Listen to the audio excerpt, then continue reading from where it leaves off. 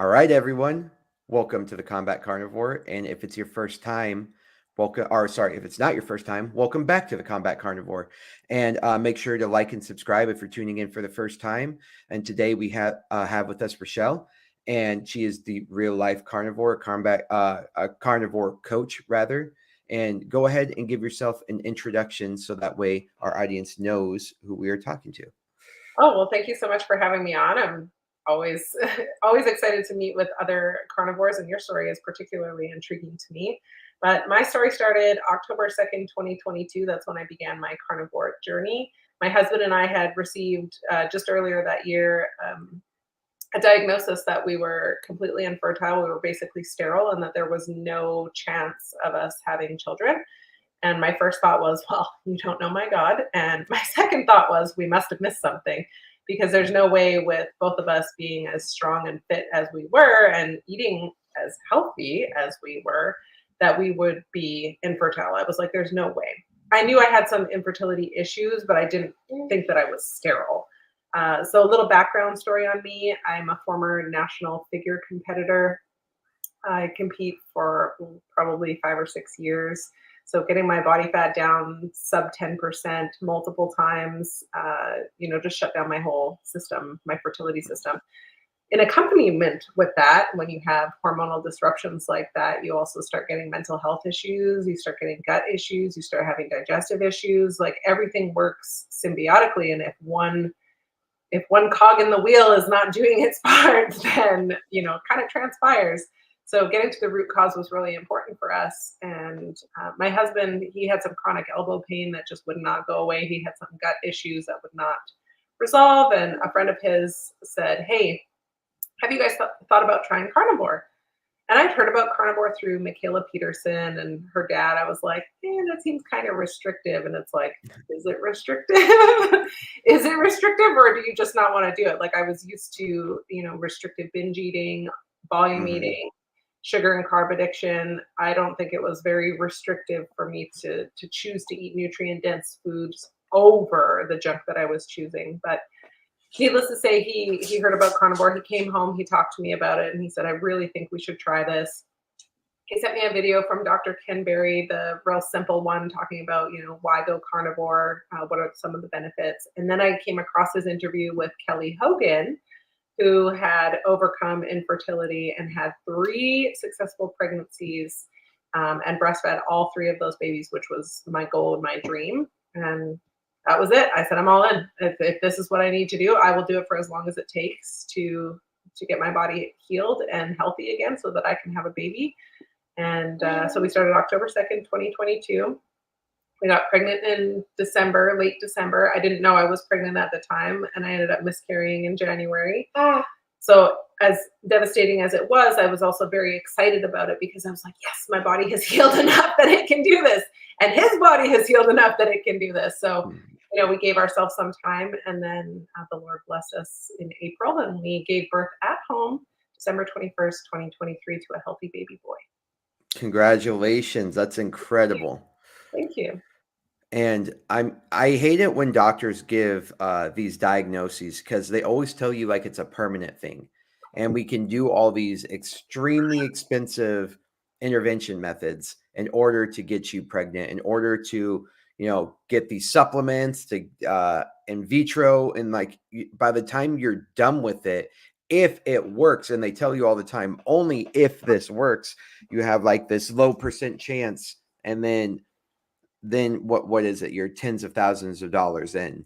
You know Yeah, in what I mean? Canada, it's about $40,000 just to try it once. And I'm like, God. I don't have $40,000 just kicking around. I mean, does anyone have Yeah. that kind of cash? Like, But that's how expensive the answer is. And that's what people are willing to pay in order to have kids if they can't have kids. And no one is going around just being like, have you tried diet and lifestyle?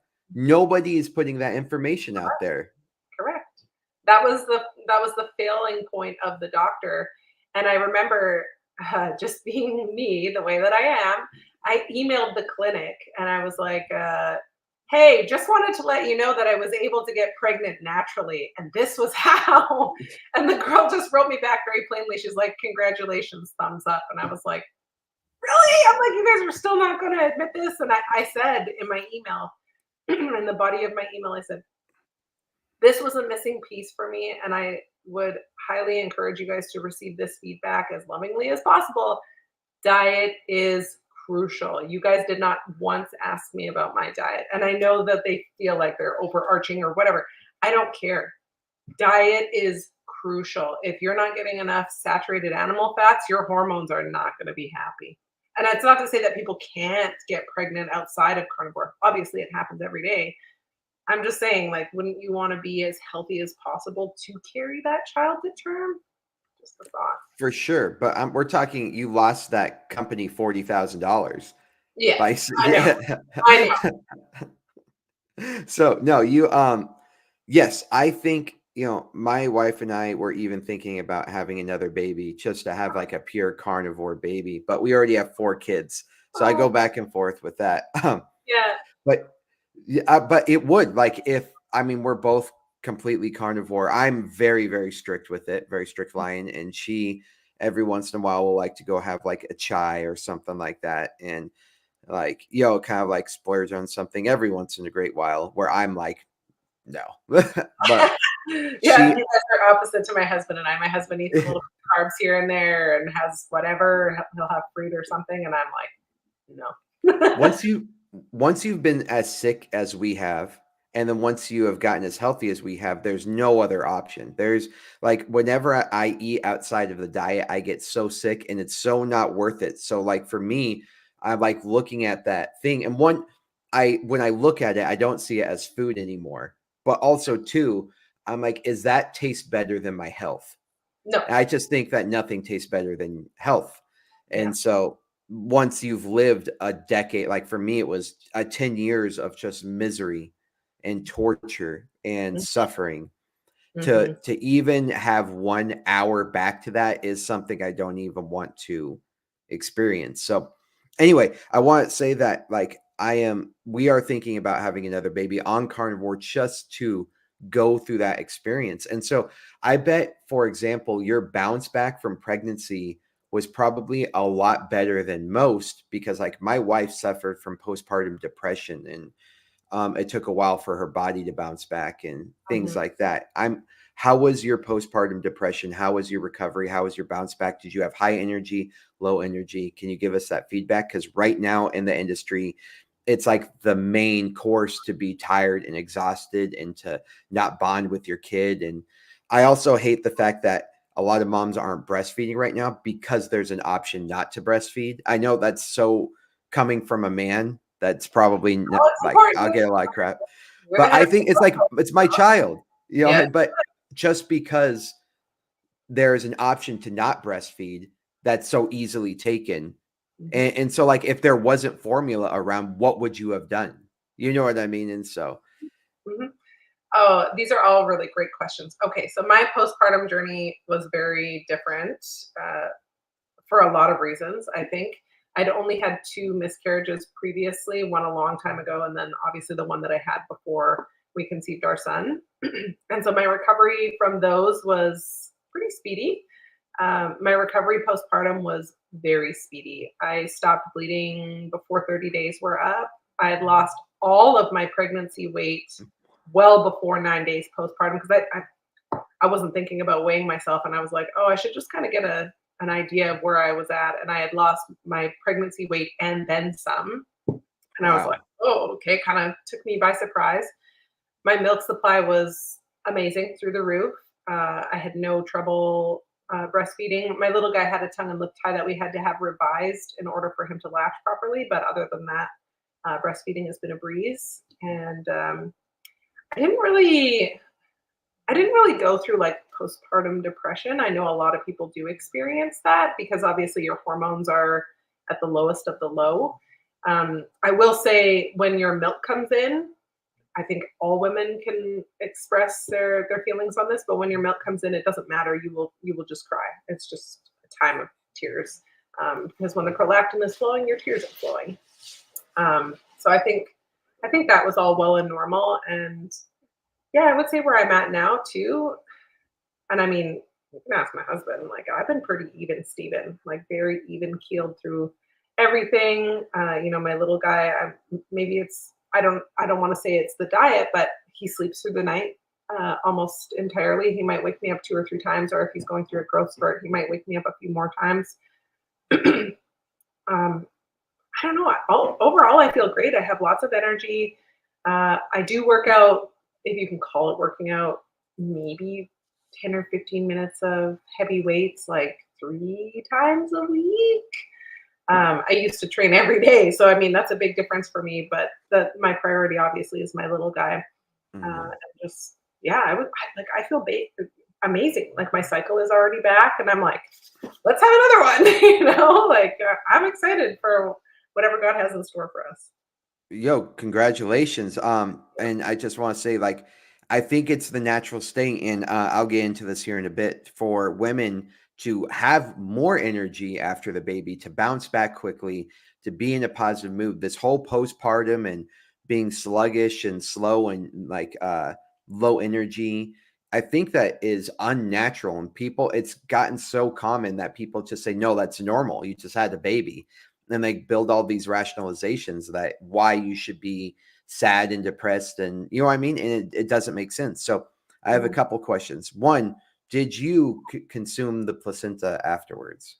I did not actually. We actually froze ours because we wanted to plant it underneath a rose bush, and then we got the rose Okay. bushes and forgot to put it underneath. So it's still in my freezer, but no, we did not consume it. Okay, so I remember watching this documentary. It's some postpartum documentary. My wife made me watch it, and I had like a general grasp of postpartum, but this documentary did extremely well.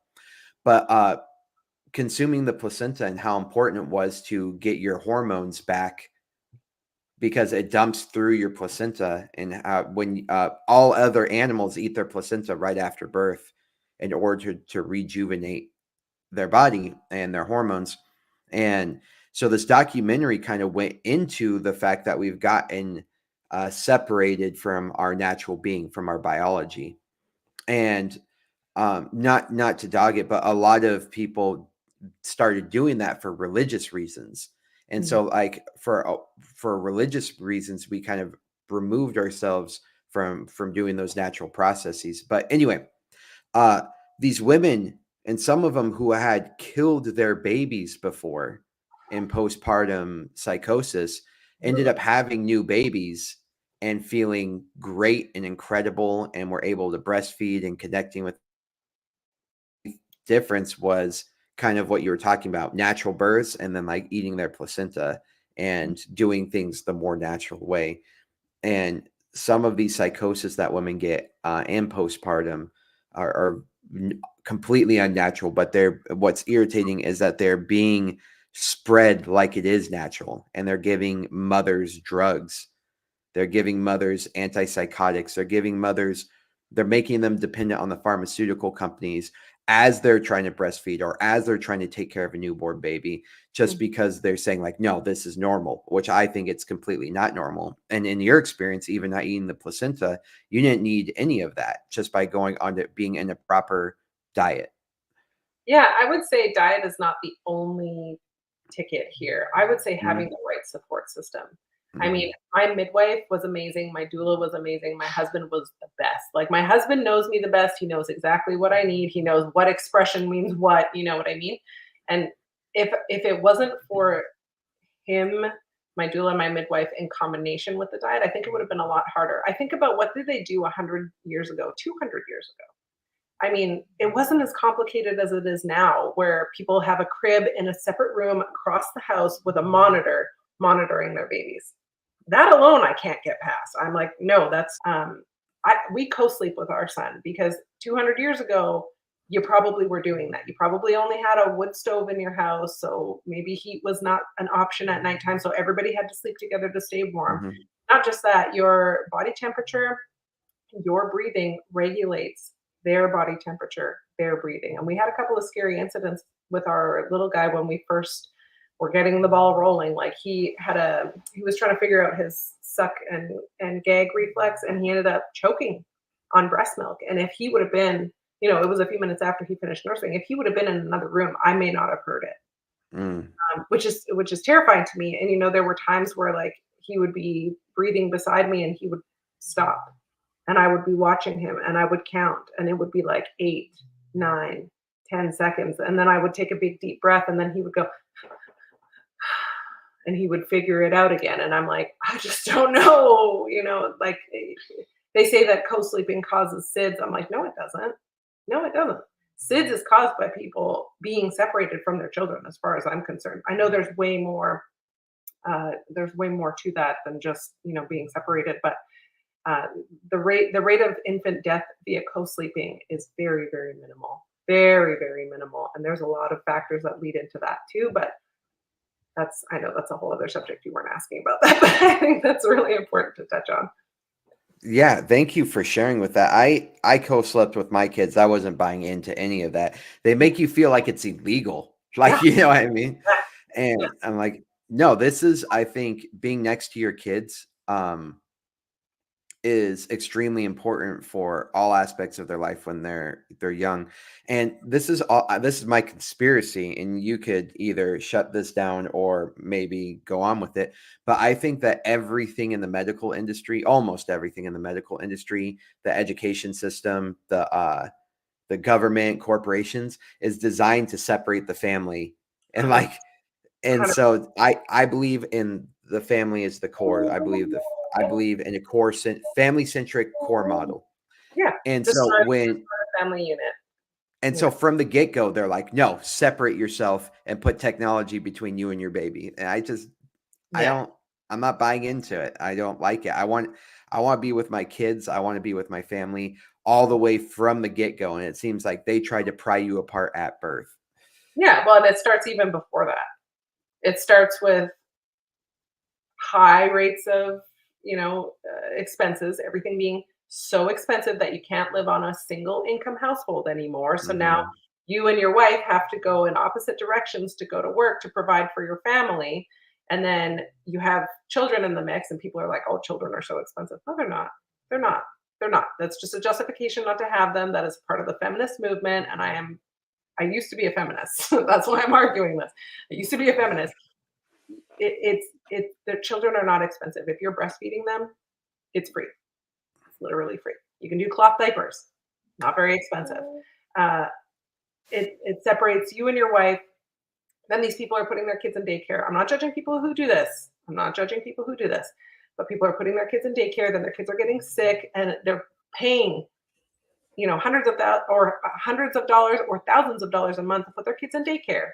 Mhm. And then their kids get sick, and then they can't go to work to pay for the daycare. And I'm like, this is just so stupid to me. Like, I am of the belief, and people get their backs up about this, but I am of the belief that if you can manage your budget appropriately to live on a single income and be at home with your kids, serving and loving on your family, that is exactly where you need to be. That is your divine calling. It is not to be a career woman climbing the corporate ladder, making $1 million a year because your husband can't meet that need. Like, your husband's job is to provide and protect your family. Your job is to love and nurture your children and love your husband and take care of your home. Period. I completely agree. And I tell the story a lot. My wife, she was working as a director of a school, Mhm. and this is what I tell people. I'll back up a little bit. I ask most people, and most people have the same answer to this, whether they're right of the aisle or left of the aisle. It's like, do you trust the government? And they always say no. Most of them, 99% of them say no, they don't trust the government. I say, yet you give your kids to the government for like 7 to 8 hours a day, 5 days a week. You Mhm. know what I mean? Like, you're paying with your taxes or whatever, you're paying to have other people raise your kids. Mhm. So you could go make enough money to pay those people to raise your kids, depending on whether it's daycare or whatnot. But I don't buy into it. And so my wife was working and she was making good money, and I was working in cybersecurity, Mhm. making very good money. For me, it was very good money. And I was only going to continue to make more money. My career was set. It was awesome. And which is why I believe strongly in Stoicism. But I started putting myself, like, I started facing, and I was like, if I was on my deathbed right now, what would be my greatest regret? and it's a family unit. Is like the family unit has been pulled apart. So anyway, I started my own business. I quit my job. I quit my career. I let my clearances run up. I let my certifications run up, and my wife became a stay-at-home mom, and we all worked in the business together. We all homeschooled together. We all did the stuff together. It was all together. And my entire life now is about prioritizing how much time I spend with my family, quality time. And so, yeah, and I also have more autonomy over the type of food that they eat, over the type of exercise that they get, and the BS that they're being fed, the indoctrination.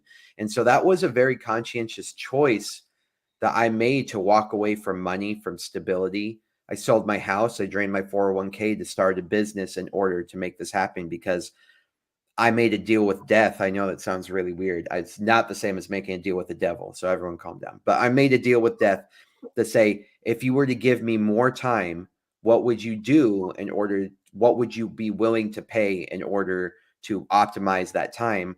And so it was this much money, but I couldn't afford this much money. So what I ended up doing is I pay him in installments, and those installments were a sacrifice of my career and the things that I thought I needed. And my wife fell into the same page where she's like, I just want to take care of the family.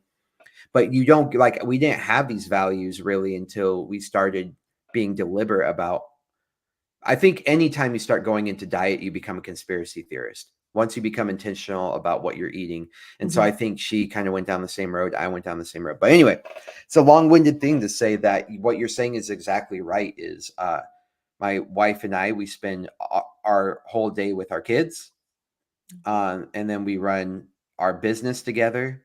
And it's a pretty low maintenance business. And anyway, now I am doing this online thing to get the message out to people about carnivore, about diet and lifestyle, about being autonomous over your own health and not outsourcing that, to be responsible over your own way of life rather than outsourcing that and making it like a side project. Don't make your family a side project. Don't make your marriage a side project. But everybody puts their 401ks, they put their income, they put their salary, they put their status first, and then it's like they come home and raise their kid for 20 minutes, and that's that. And they So expect anyway, and then they wonder why their children have behavioral issues, or where did they learn this attitude? And it's like, you're forcing your child to be separated from you for X number of hours per day. You're giving them into the care of perfect strangers who may or may not be pedophiles. Let's just get that out of the way. And then expecting your kids to just act normally when you only spend a quarter of your day with them. yeah, I mean, how you expected to instill any of your values whatsoever towards a family that you see for a fraction of your life? yep, yep. And I know there are people who are going to be like, well, I had to work because, we couldn't afford it. And it's like, I get it. I get it that there are some extenuating circumstances. Maybe your husband gets in a horrible accident and, he's a vegetable in a coma or something like that. And you have to go to work in order to provide for your family. I get that there are circumstances like that. But I'm saying the majority of us have the option to live within our means, to downscale things so that we can live on a single income and be at home with our kids. It costs me less money to be at home with our son if he gets, God forbid, if he gets some sort of sickness or whatever. I don't have to take time off work. I'm just at home with him. I'm already here. I don't have to worry about it. I don't have to worry about, oh shoot, we're gonna lose out on 3 days pay and now we're not gonna be able to afford that trip to Hawaii or whatever. You know what I mean? Like, he is my priority. My husband is my priority and he is my priority. So I think it's a matter of people getting real with what their priorities are, for sure. I think that's why I talked about talking to death a lot, is because that gets your priorities instantly in check. And we see those movies all the time. And so for me, I had a near death experience. And so like, you kind of get your priorities straight when you walk death, when you have a breath. So I believe that most people have distanced themselves with death so much that they have no idea where their actual priorities are. And so, yeah, what you're saying is people are like, I couldn't afford to do that. And I think you just got to downsize your life. You got to minimalize your life and lift up the things that should be the priorities. I think that pretty much even if that like for me, my family and I are in the middle of a move to Oklahoma, and Mhm. because it's a lot more affordable. You know what I mean? And so it's like the lifestyle that we want to live is going to be much easier now because we're willing to make the sacrifice. And we're moving to a smaller town. We're moving to places that kind of align with our politics and our lifestyle a little bit more. Mhm. But like you got to be willing to make sacrifices. And I think a lot of people are so like caught in the superficial culture of the United States and the Western world that they're not willing to sacrifice their niceties and their commodities and their conveniences in order to prioritize the family unit. And I think that they don't want to face that message either, that they're not willing to do it. So the justifications immediately interject when you kind of start talking like that. Mhm. Yeah, I'm with you. And I mean, we moved from Canada to Texas. We moved from a godless nation to a state that, like, we actually live in the Bible Belt. Now, it doesn't come without its own issues, but more aligned with our values for sure, more aligned with our political views. Like a quarter of the price. It's literally almost a quarter of the price for us to live here than it was for us to live in Canada. I like people can't even afford to rent. It's Canada's comparable to California, where people are renting those little storage units because that's what they can afford to live in. Like, how sad is that? It should not be that way, but I mean, we know why it's that way. Right. Every time I was talking about this, like every time I get gas, I like start cursing a certain group of people. I'm like, God, come on.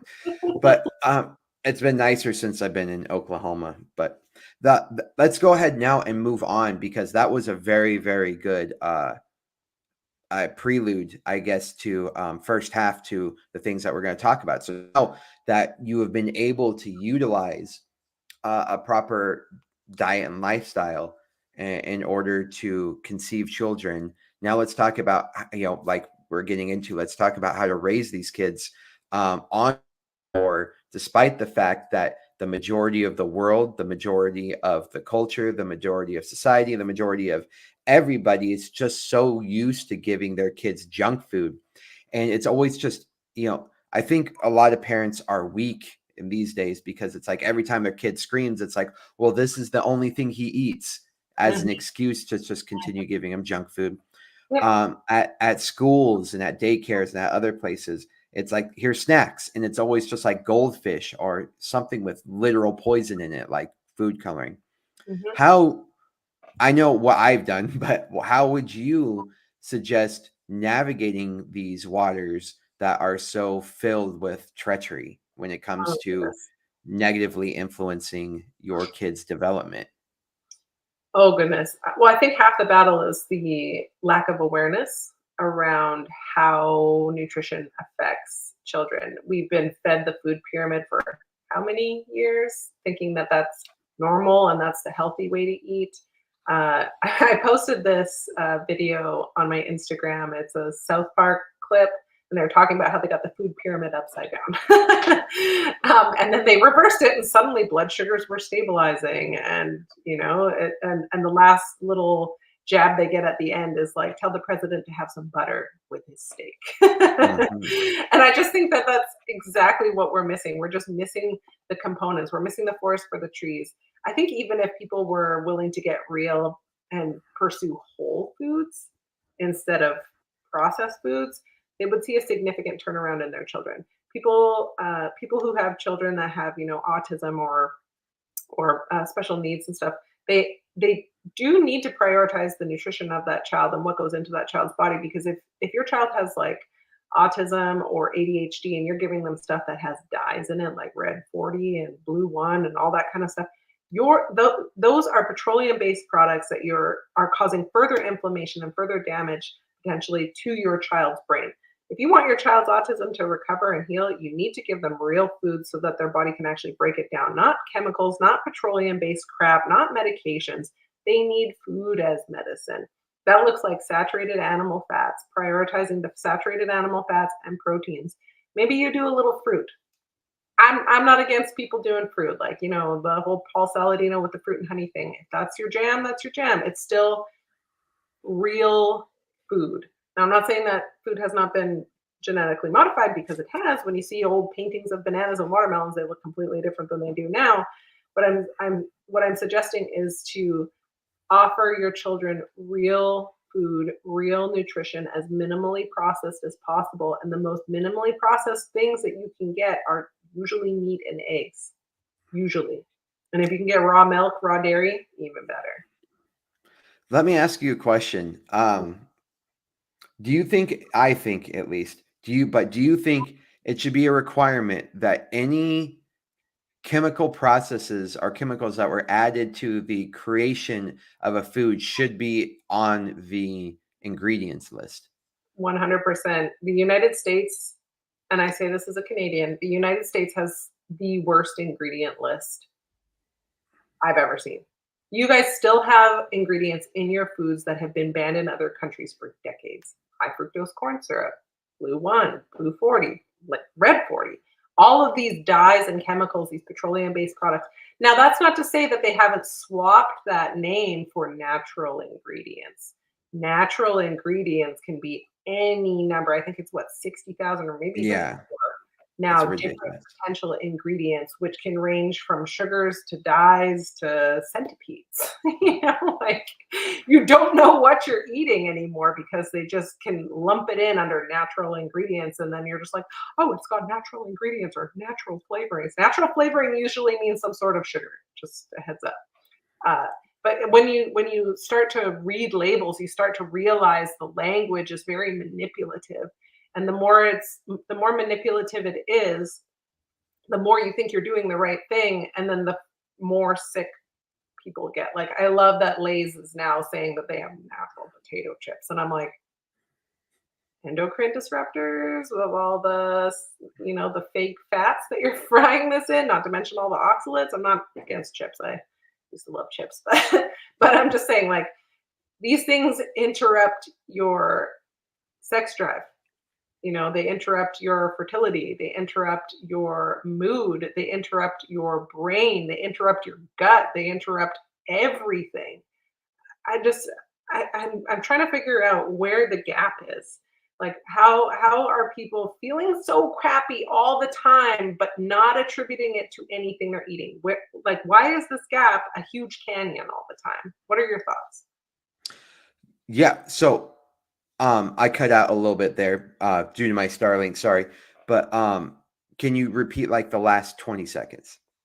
Yeah, I'm just curious, like, what is the gap? What is the chasm Oh between yeah, people yeah. feeling Okay. like total crap and then eating total crap? Like, why can they not put those 2 things together?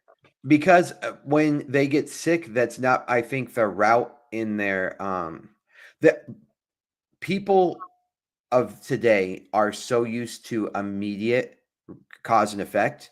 And so when they eat that food right then and there, they don't feel the cause and effect. It might be hours later, it might be days later, it might be years later.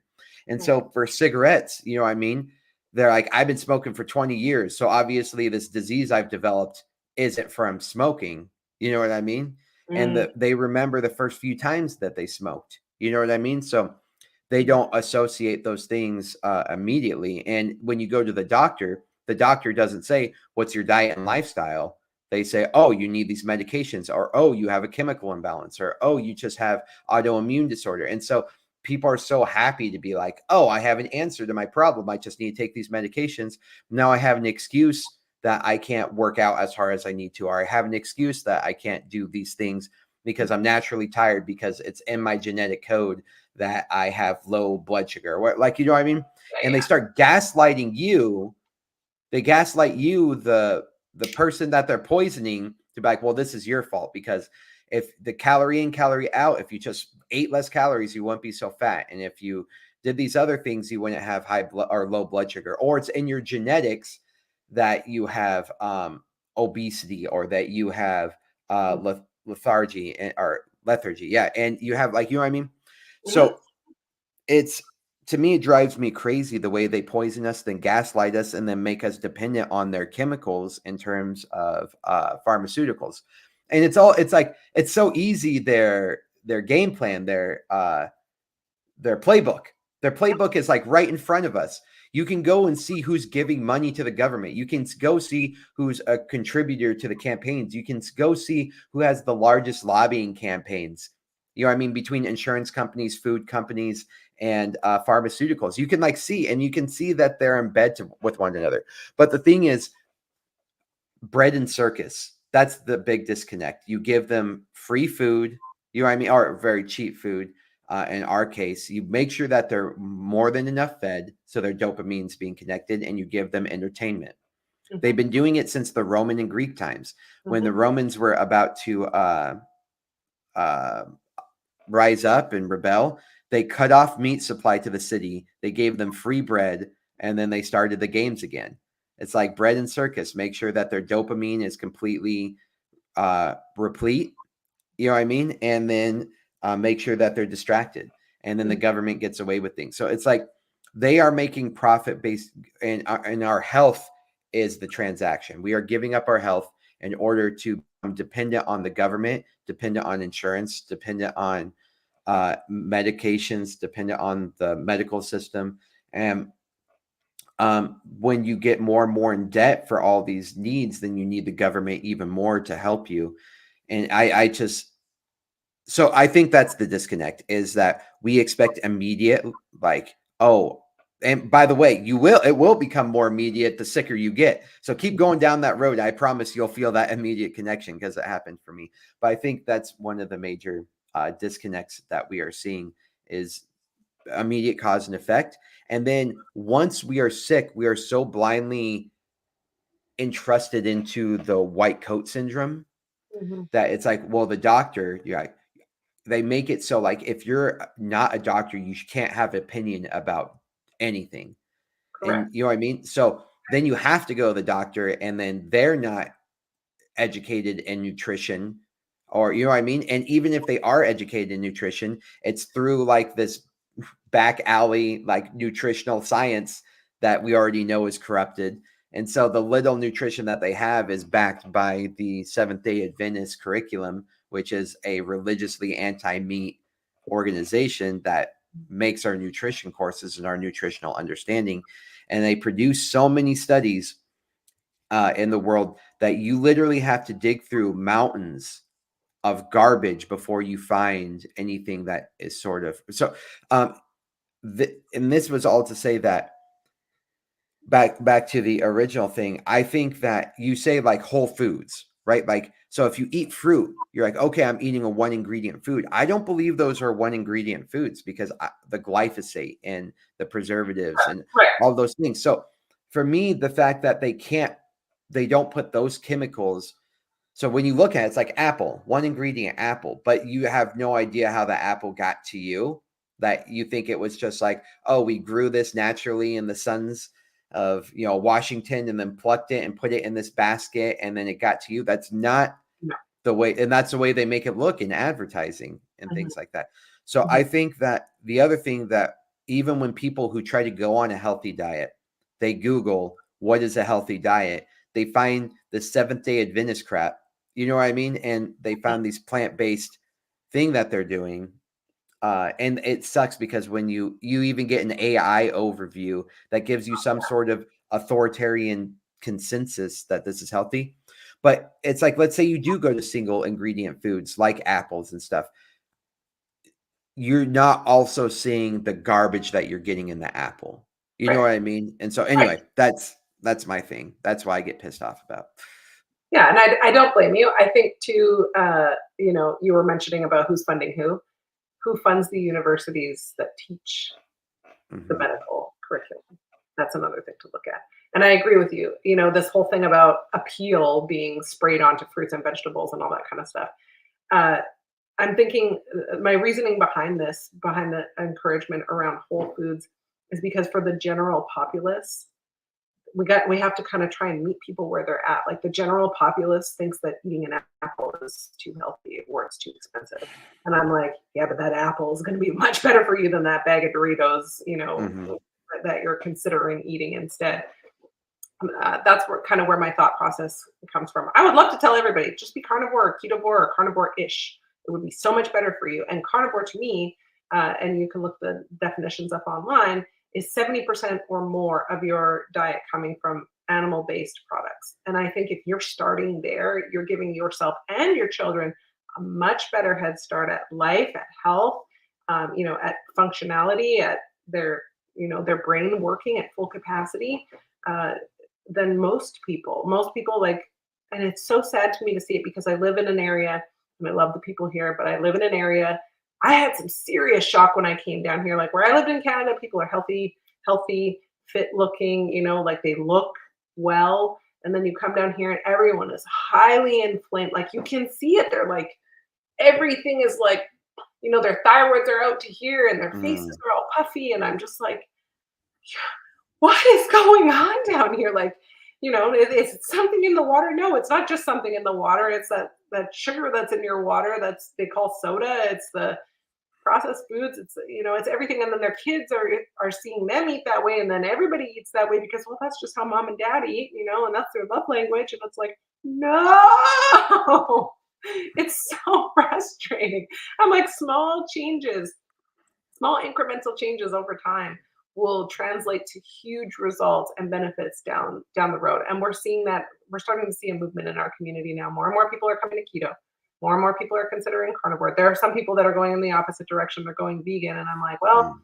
I went vegan. I felt worse. My husband, I remember he came to me one day because I was just miserable. I did vegan for about 6 months and he goes, I think you should start eating meat again. And I was like, why? And he's like, because you were just nicer. And I was like, oh my gosh. And it clicked in my brain because I craved it the whole time I was vegan. I was like, oh, I just really want an egg or a steak or a piece of bacon or something. Like I tried to shut that down in my body and I was trying to feed myself from plants and it just wasn't working. Everything was getting worse. I felt it better initially, but then everything got worse. And I had Exactly. so much food to try and get in that little microdose of nutrients. And that was what was making things worse. I was super inflamed at that point and I was just done. I was like, you know what? I would almost rather die than continue to live this way. And my husband making that point about I think you need to go back to eating meat was the turning point for me. And I was like, okay, he's right. Like I need to bring this back because it's not just for my health, but it's for the health of my family. Like the Bible says, no, a man would rather live on the corner of his rooftop than in a house with a contentious woman. And I was becoming a contentious woman. So, That's a good quote. So I like we're getting back into this now. So what deliberate changes how do we navigate the waters again of raising our kids in an environment where it's so easy and it's so natural.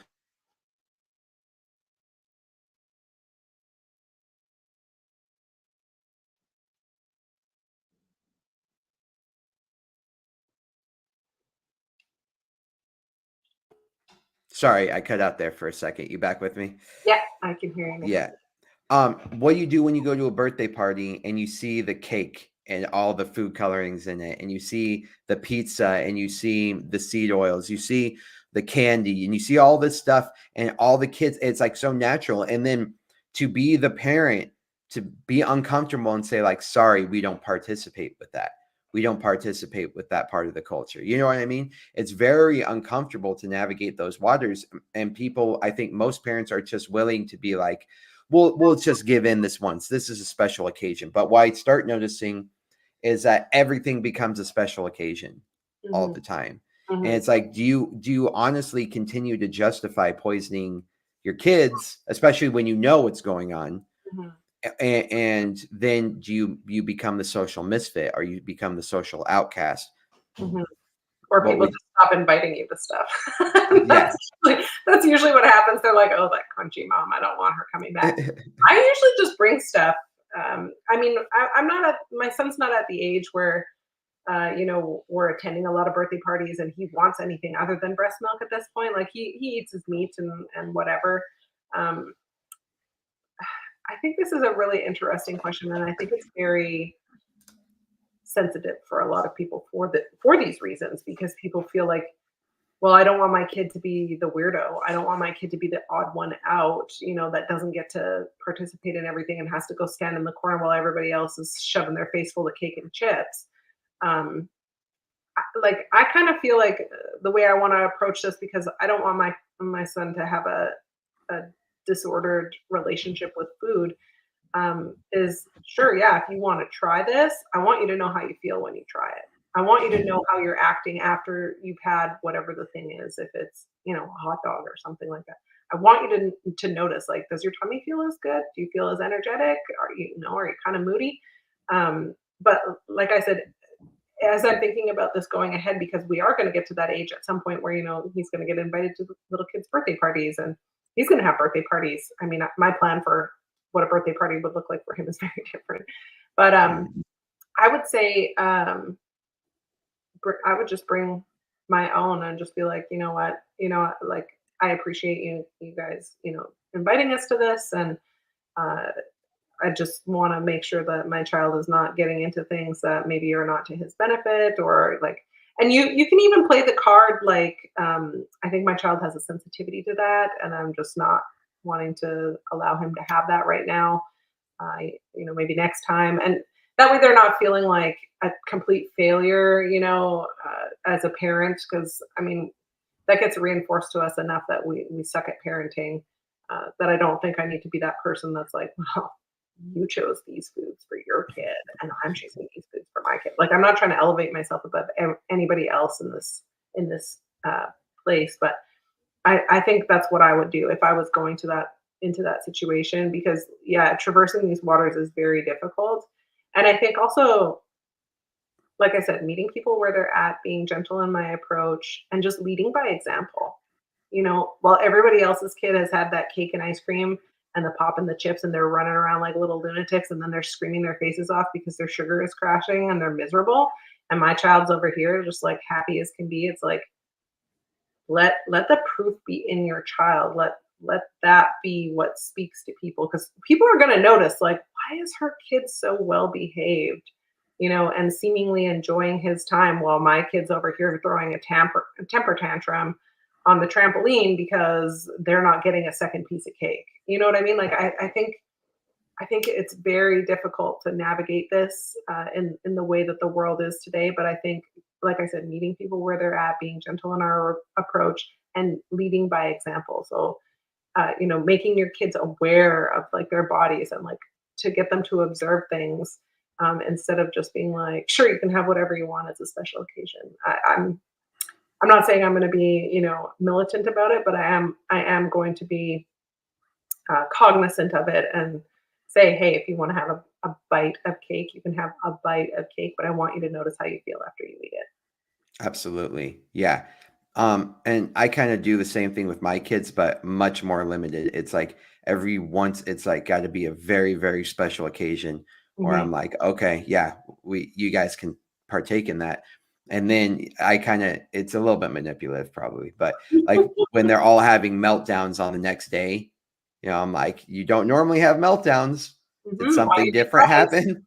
Hmm. But to give them the opportunity to make that relationship with the food, to say like Yeah, my a lot of the times my emotions are influenced by the chemicals I decide to put in my body. absolutely. And so, but right now, especially like the environments that they're in, I usually don't allow them. I usually don't allow special occasions. And when my wife and I were talking, they're like, "Well, I don't want them to have an eating disorder." And then what I say in response to that is, "Look how many eating disorders exist now, and Hmm. none of them are giving you like a restricted diet.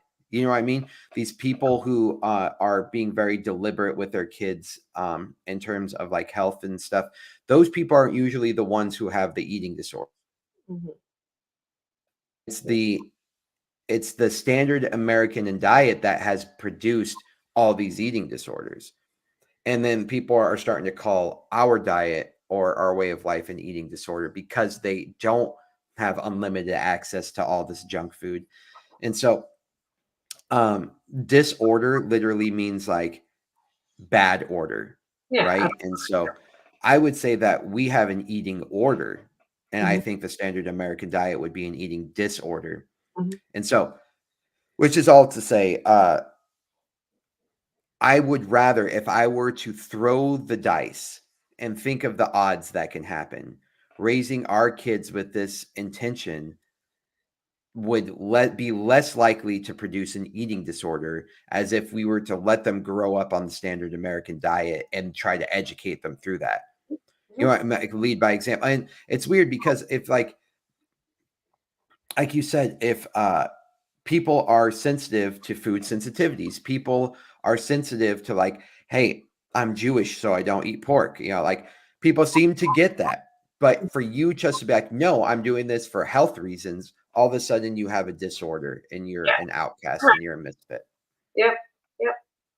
And Yeah. so, Go ahead. you have a hard stop here in a little bit, correct? Yeah, I've got about 10 minutes left. Okay, sounds good. I just want to make sure. Yeah. Oh, sorry. I wasn't sure if you I interrupted. I wanted you to continue with what you were about to say. oh, Sorry. what was I gonna say?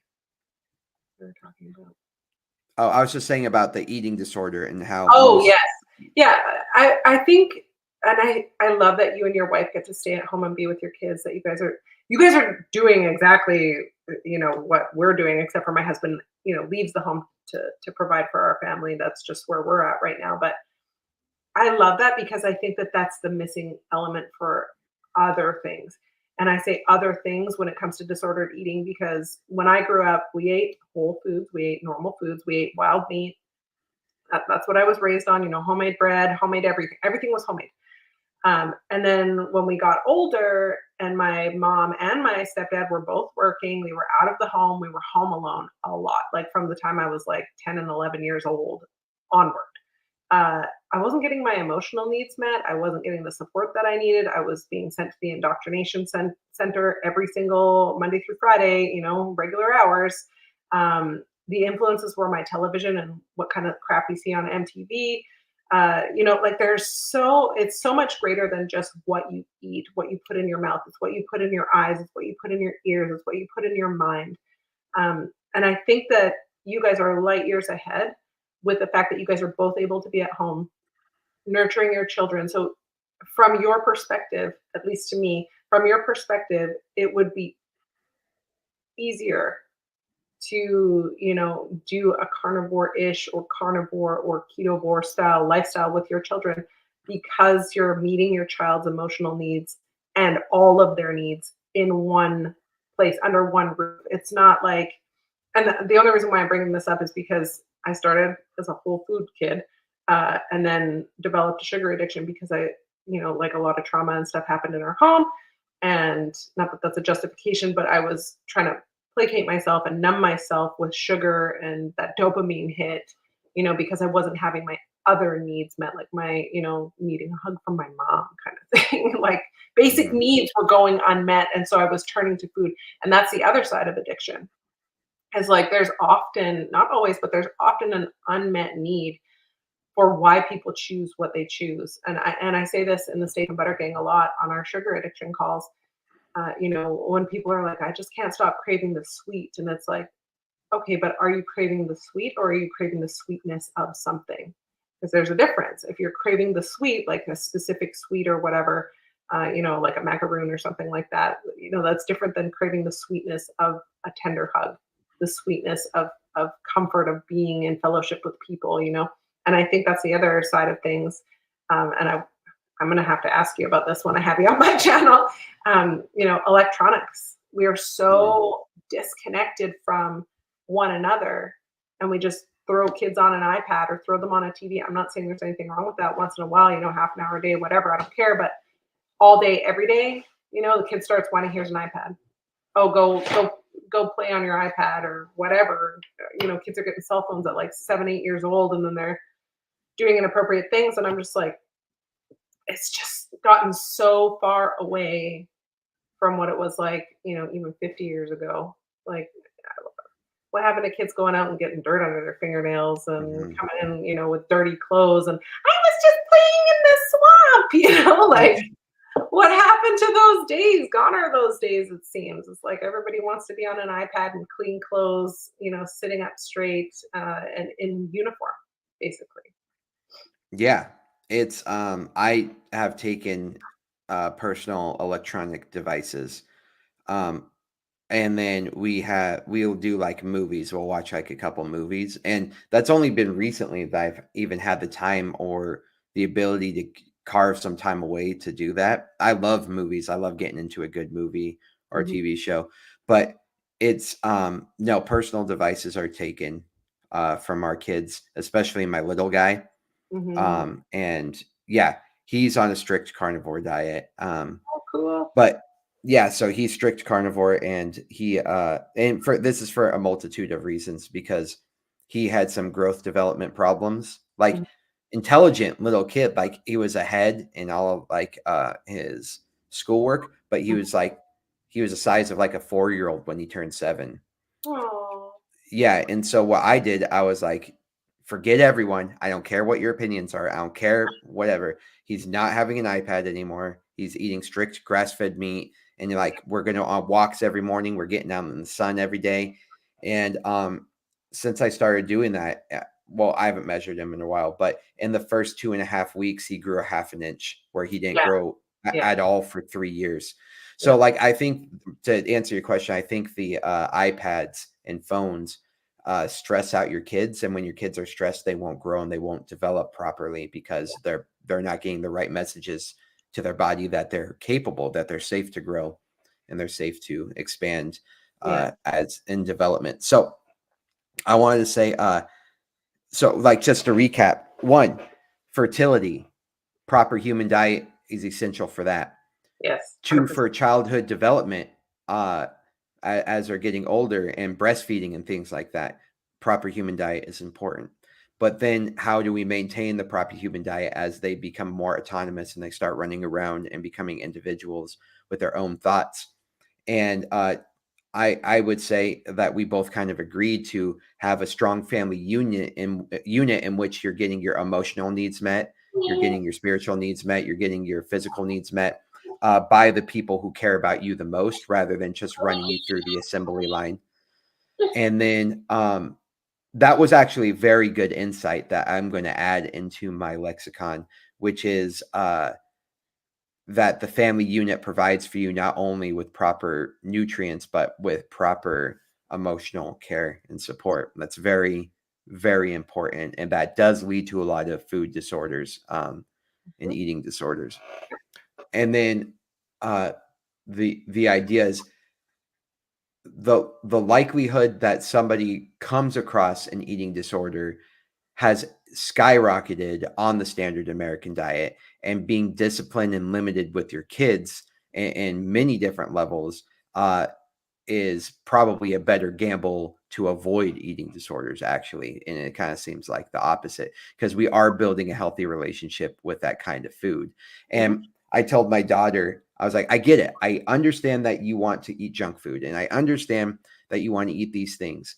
And I was like, but it is my job to keep you safe. If you wanted to jump into a racing river, you know what I mean? Like, I would Mm, probably say no, because it's my job to protect you, regardless of how much you wanted to do it. mhm. If you wanted to, I mean, like, go run with the bulls, I would probably say at your age, no, it's Yeah. probably not a good idea. It's my job to be aware of these things, regardless of whether or not you see them as a threat. And Yeah. it's my job. That's my job. You don't Yep. get to make these decisions for a while, Correct. right? And so for me, it's important to me to say, like, I'm going to get you to a certain age. You are going to learn how to be like, because we own a jujitsu gym, right? So, like, Mhm. you're going to be able to defend yourself. You're going to know how to problem solve. You're going to know how to critically think. You're going to know how to read. You're going to know how to write. You're like, there's certain skills that you are just going to have. And one of them is going to be your health and nutrition, period. And then Yep. if you want to throw that all down the toilet when you turn 18, then you are welcome to do that. And you have that right to do that. But I am at least getting you 8 to 18, fulfilling my responsibility doing that. And she's come to accept that a lot more. And I was like, you can start having kids. I hope you don't do this, but you can have kids and you can raise them exactly the way you think a kid should be raised right now. If you Mhm. keep with that mindset, then you have the right to do that. But it Yeah. is my right as of right now to get you to 18 on a proper human diet. You know what I mean? And I am like I said, I don't know what the result is going to be. It's not like people have been raising their kids carnivore in public. You know what I mean? To like kind of advertise this, you know. Um, but I'm throwing the dice. I'm saying the odds are in my favor that if I raise you on a proper human diet, the likelihood of you developing an unhealthy relationship with food will most likely be less than if I let you be on the standard American diet and get away with emotional eating and all this other stuff. I'm here for you, and I'm here to be strict and say, this is what you're getting and this is what you're not getting. No ifs, ands, or buts, because you do not have the emotional regulation and development and maturity in Or order to logic. make these decisions or logic. So Yeah. sorry, as your father, it's a hard no. So Don't log, apologize. Don't apologize yeah, for being the head of your household and doing what you are called to do. That is your divinely appointed role. And at the end of the day, if you screw it up, you have to answer to God. They don't answer to God. yeah, You answer to Him. So if that's your conviction and that's what you think is best for your family, you're the one that has to go to bed at night with that yeah. decision. And I think that's a beautiful decision. I think you handle that excellent. Thank you. And what's interesting, exactly to what you're saying, did you know that there have been studies to show that liberal people raised in a liberal home, Democrat home, have more anxiety than someone raised in a conservative home? I And wonder usually why. that's because there's like an authoritative figure to say yes and no to things that they believe in, and that they have a construct as a kid where their minds can't run wild. It's like a wild animal versus a domesticated animal. It's like Right. you know exactly what you can and can't do, and that stability in construct is super important for the development of a kid, Mhm. in the sense where it's like, well, I never want to tell them no, and I want to make sure that they're happy. And he told me he doesn't want to go to school today, so he's not going to school. It's like, no, kids need to do things that they don't want to do. They need to abide by their parents, and they need to have some sort of structure in which they grow up in. So Mhm. 100%. um, that's in my opinion how to navigate. It's hard though. It's hard. Like Mhm. especially when like my mom and my sister were trying to have an intervention for me because of my extreme eating habits. And you have some of the people who are most important to you in life who are trying to tell you that you're wrong, and they're trying to tell you that you're crazy, and they're trying to save your kids. Mhm. And it's hard because it's not only society, it's your kids who are doing that. So Yeah, it makes me sad because then it's like, so your mom as a parent then feels like she failed because you turned out not the way she wanted you to. She didn't. You don't mm, fit in her box anymore, and I think she's forgotten that you left the home. You are your own person. You're gone. You get to make those decisions. You're an adult now. Kind of like she got to grow up and leave the home and make her own decisions. Whether or not they're the right decisions is for you to make, not for her to make. And I get it. It sucks when our families don't agree with what we're doing. I experience the same thing. I just tell them, you know what? Let me experiment. It's not for you to decide, it's for me to decide. And if I fail at this, it's on my head, it's not on your head. And thank you for the warning. Like, I'm grateful that they love us enough to tell us, but at the same time, it's like, watch and learn. Just watch and learn. You might learn something. You don't know it all at 50, 60, 70, whatever. You don't know it all. Like, you just don't. I agree. Yeah, my parents both ask me for nutritional advice all the time now. So Oh, that's thank you so much. I'm going to respect your hard stop, which is right now. Is there anything that you would like to advertise to push to? I'm pushing everybody to the Steak and Butter Gang to make sure that they come visit us there. And but anything else? Oh gosh, yeah, I would love to just share. This is my heart, like making sure that people are aware that there are other options out there. A diagnosis is not a death sentence. Hmm. And I say that over and over and over again. Um, and yeah, if you guys want to follow me, I have a YouTube channel, which is Real Life Carnivore. I have a website, reallifecarnivore.com. I am in the Steak and Butter Gang. I coach in there. I love fellowshipping in there, communicating with people in there. I'm on Instagram, Real Life Carnivore, and I have a Facebook page as well, Real Life Carnivore. Real simple.